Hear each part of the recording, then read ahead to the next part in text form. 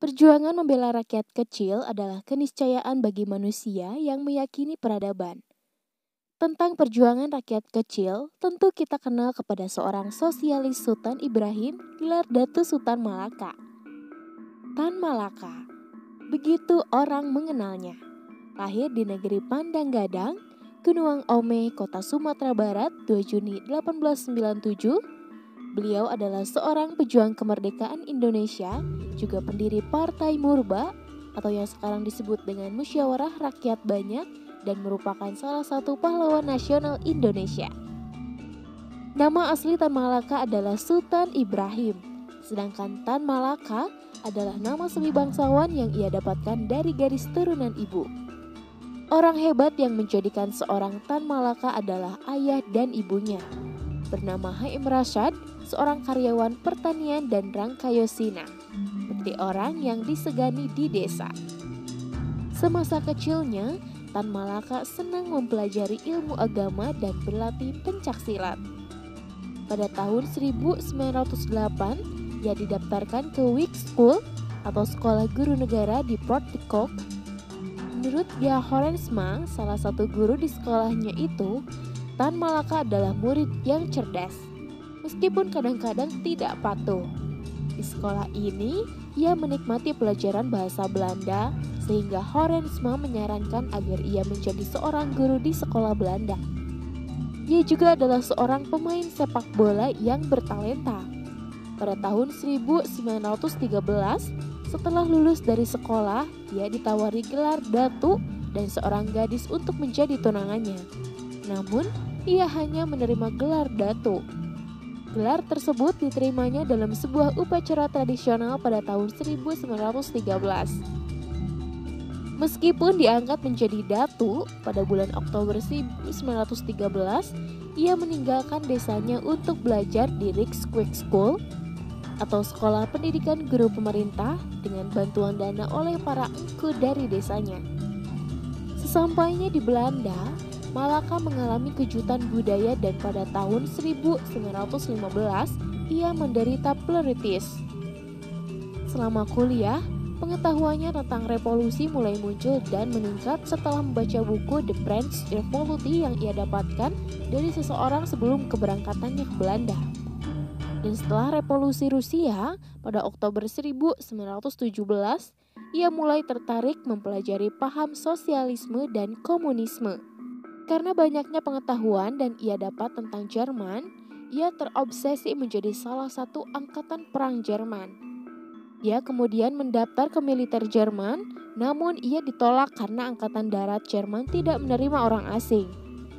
Setelah beberapa waktu kemudian, ia bertemu Henk Sneevliet, salah satu pendiri Indische School di Demokratische Vereniging atau ISDV, yakni organisasi yang menjadi cikal bakal Partai Komunis Indonesia. Ia lalu tertarik dengan tawaran Sneevliet yang mengajaknya bergabung dengan Sosial Demokratisch Onderwijzers atau Vereniging di SDOV atau Asosiasi Demokratik Sosial Guru. Lalu pada bulan November 1919, ia lulus dan menerima ijazahnya yang disebut Hulvakce. Setelah lulus dari SDOV, ia kembali ke desanya dan kemudian ia menerima tawaran dari Dr. Jensen untuk mengajar anak-anak kuli di perkebunan teh di Sanembah, Tanjung Morawa, Deli, Sumatera Utara.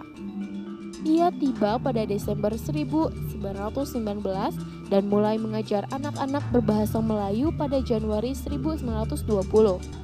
Selain mengajar, Tan Malaka juga menulis beberapa propaganda subversif untuk para kuli, dikenal sebagai Daily Sport. Selama masa ini, ia mengamati dan memahami penderitaan serta keterbelakangan hidup kaum pribumi di Sumatera.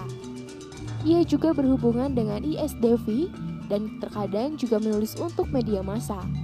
Salah satu karya awalnya adalah Tanah Orang Miskin, yang menceritakan tentang perbedaan mencolok dalam hal kekayaan antara kaum kapitalis dan pekerja, yang dimuat di Helfrich Wood edisi Maret 1920. Ia juga menulis mengenai penderitaan para kuli kebun teh di Sumatera Pos. Ia lalu membuka sekolah di Semarang atas bantuan Darsono. tokoh Sarekat Islam. Sekolah itu disebut sekolah rakyat. Sekolah itu memiliki kurikulum seperti sekolah di Uni Soviet, di mana setiap pagi murid-murid menyanyikan lagu internasional. Tan juga pernah bertemu dengan banyak tokoh pergerakan seperti Hos Cokro Aminoto dan Haji Agus Salim. Dalam autobiografinya, Tan menganggap bahwa SI di bawah Cokro Aminoto adalah satu-satunya partai massa terbaik yang ia ketahui.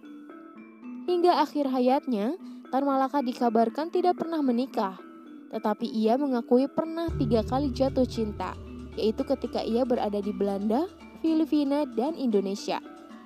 Di Belanda, Tan Malaka dikabarkan pernah menjadi hubungan dengan gadis Belanda bernama Fanny Struvenberg atau mahasiswi kedokteran.